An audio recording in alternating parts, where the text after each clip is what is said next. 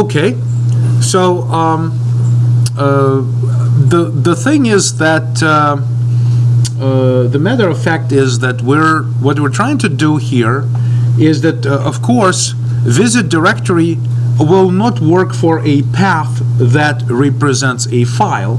Most likely an exception will be thrown if that's the case. However, our program is organized in such way that we always check very explicitly that this is a directory and not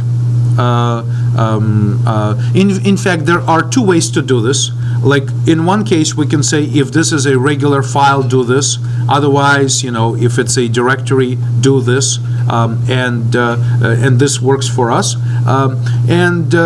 Therefore, visit directory always expecting a path to a directory to stay on successful progression through all of these items. The only thing that I really want to improve,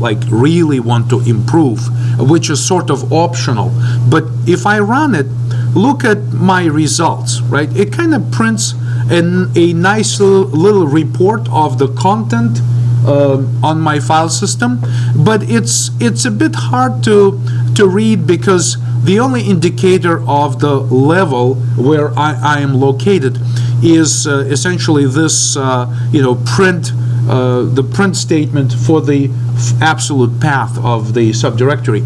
So to make it a little bit friendlier, I guess, what I could introduce it would be a level, right? Basically an integer level at which I'm operating. So this way, when I initially call visit directory from my main method, I can pass in a level 0. Okay, I could pass level 1. I could actually pass in anything I'd like, but I'll start with 0 because it's natural in programming to begin counting many things from 0, right? So then, of course, we need to decide what to do on the next recursive call. So basically, we can say anytime we recursively invoke a visit directory to continue same work for a subdirectory, we can always increase the level by saying a level plus 1. So this way, we increase the level.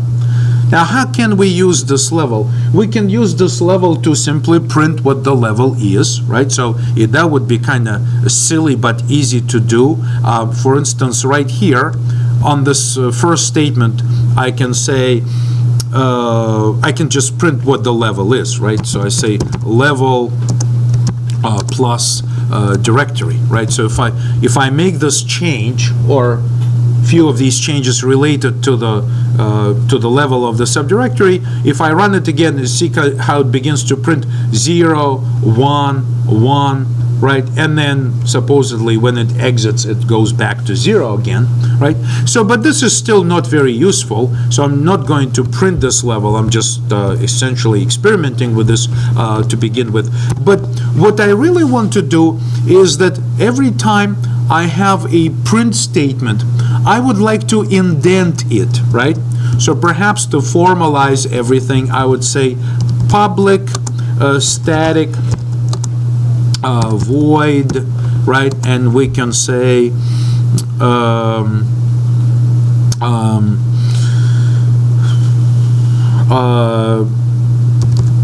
indented print, just to be specific, right?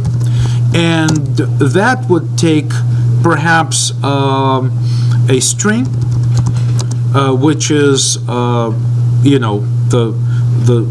text to print, and then the indentation level, which is an integer indent level. Okay, maybe that's a possibility. And then, of course, all we need to do is just say system.out.print print line and print the text, right? That's all we need to do. And this seems to be designed to print text with a new line automatically.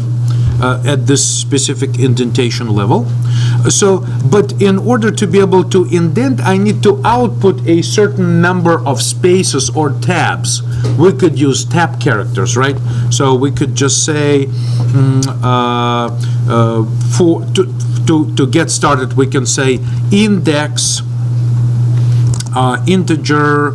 I can just use a loop, a for loop for this, right? So I can say integer index equals 0 as long as this index is less than indent level that was requested, okay? And increment index. What I can do simply is say system out dot print, not print line, just print, and maybe print a tab character, \t, tab character, right? So this is kind of like, say, you're asked for a certain indentation level, so let's create a loop, and in that loop, we can print as many indentation levels by outputting the tab as we have to, and then eventually conclude this output with text. So of course now I need to replace every output statement in my program, replace it by indented print, which basically is the replacement. So instead of saying system out print line, we will say indented print, okay? And I will follow this system out print line, indent and print, and then that's about it, right? In two places we do our outputs, one for the directory, another one for a regular file, and all I need to do is just add the level of indentation to these calls, right? So every time I try to print something by calling indented print, I just add the level, so that level can be used to make an indentation. So hopefully, if I run this, see how this time the 0 level was printed right at the beginning of my console output. The subsequent directories were printed at level 1, which corresponds to displaying one tab character in front of this output, so I can actually see that I'm getting into these subdirectories. I think it can also be further improved if I also added at the end of the directory listing, before I visit a directory, I can also print just do a print line, right? Before I exit, just do another print line to print an empty line at the end of the directory level, okay?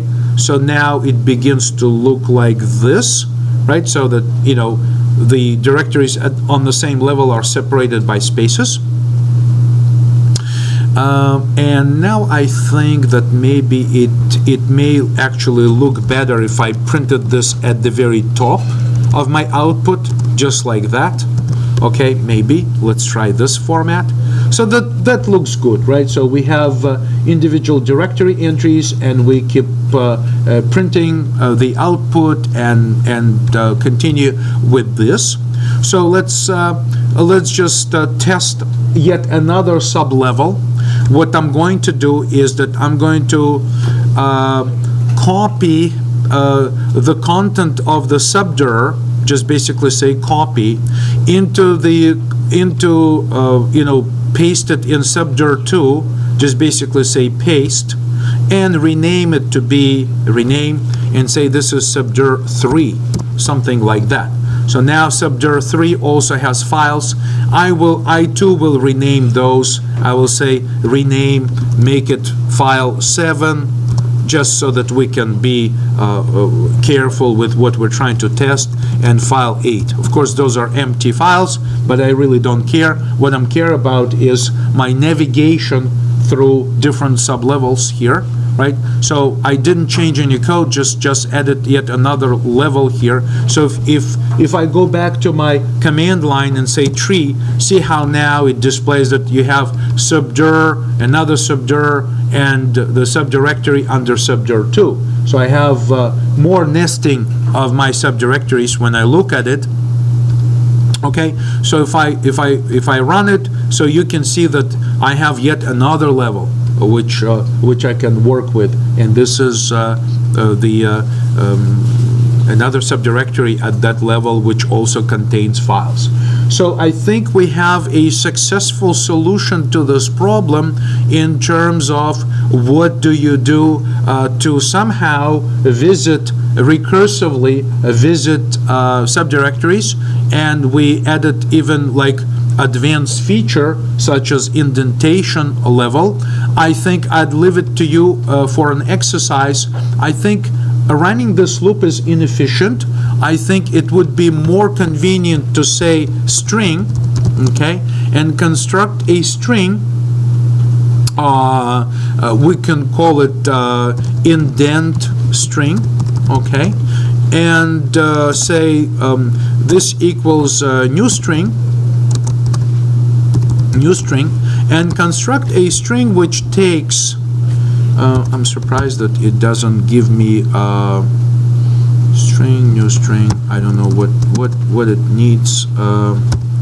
It really, my environment really, I'm just expecting that there is a constructor that maybe takes will take an integer, okay, will take an integer just like this, and a character such as this to create me a string. It doesn't seem to work, so let's look this up in the documentation, whether there is a constructor which would create a string like that for us. So I'm just going to look this up.